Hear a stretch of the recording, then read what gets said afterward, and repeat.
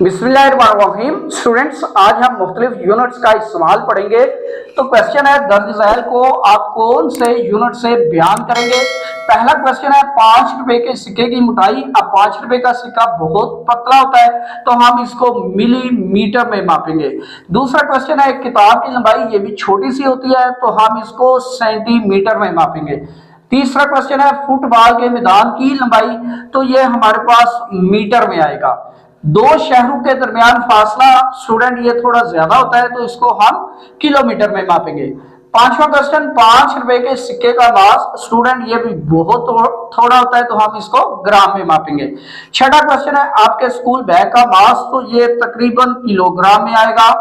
सातवें, आपके class period का दुरानिया, तो ये मिनट्स में होता है, यानी 30 मिनट, 40 मिनट, 35 मिनट। आठवां क्वेश्चन है, कार के टैंक में भरे जाने वाले पेट्रोल का वॉल्यूम, तो स्टूडेंट ये लीटर में मापेंगे।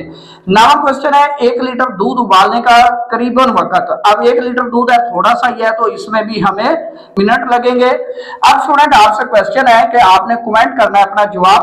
दो ममालिक के दरमियान फासले के लिए कौन सा यूनिट होगा। एक दिन का दुरानिया, उसका यूनिट कौन सा होगा। एक बोरी गंदम का मास, उसका यूनिट कौन सा होगा।